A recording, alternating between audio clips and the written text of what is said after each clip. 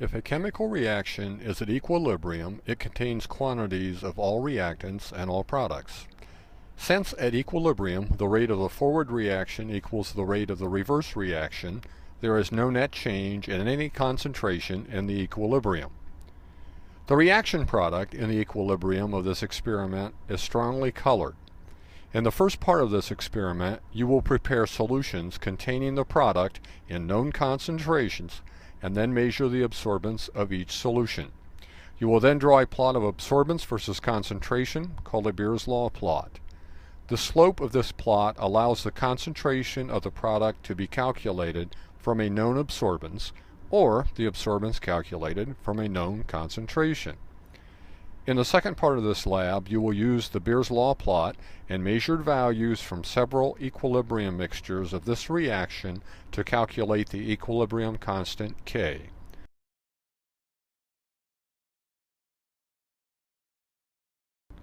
The reaction quotient Q looks very similar to the equilibrium constant K. Q represents the concentrations of all products and reactants upon initial mixing, whereas K represents the concentrations of these same species after the reaction has come to equilibrium. Q is not measured in this experiment, whereas the value of K is determined experimentally.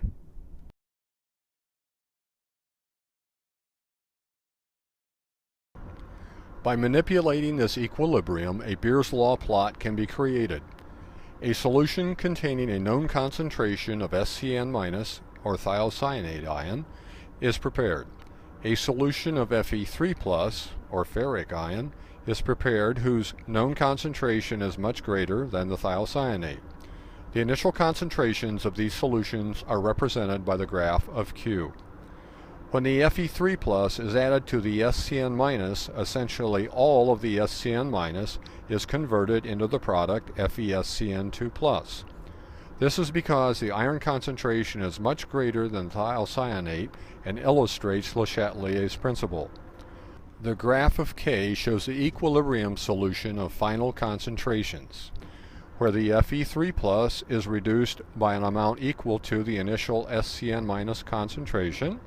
There is no SCN- present, and the final concentration of FeSCN2+ is the same as the initial SCN- concentration.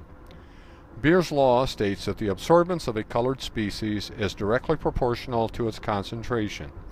In the linear equation below, the symbol A represents the measured absorbance of a solution of FeSCN2+ of known concentration, and lowercase k is the Beer's law constant. In the first part of this experiment, several solutions of SCN- having different but known concentrations are reacted with an iron 3 solution whose concentration is much greater.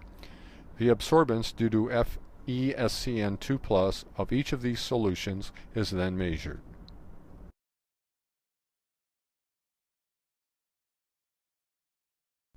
This equilibrium is manipulated by making the concentration of the iron so large that all of the SCN- initially present is converted into the product FeSCN2+.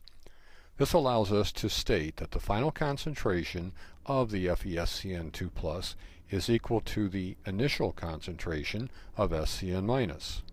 When the absorbance of the FeSCN2+ is measured experimentally, its concentration is accurately known based on the starting concentration of SCN-.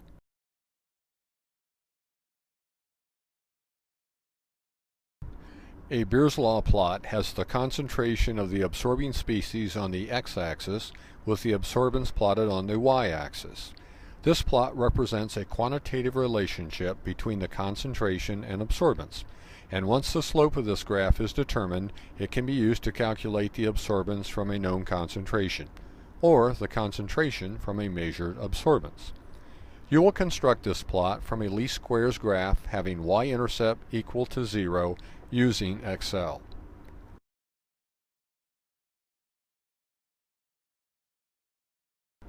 In the second part of this experiment, you will prepare a set of equilibrium solutions with different concentrations of reactants. These solutions are different from the solutions used to create the Beer's law plot, since there is still some SCN- present at equilibrium. Your Beer's law plot is used to convert the absorbance of FeSCN2+ into the concentration of FeSCN2+ at equilibrium.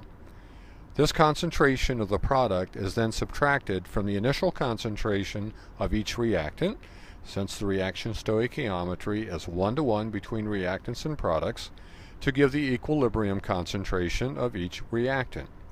Once all equilibrium concentrations are known, the equilibrium constant K can be calculated. This is completed for all equilibrium mixtures, and then an averaged K is determined.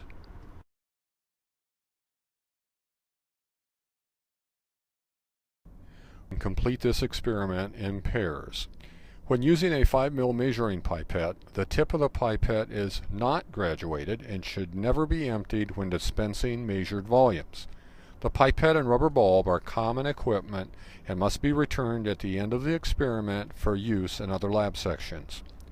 Check with your TA if you have any questions or problems concerning the operation of the spectrophotometer.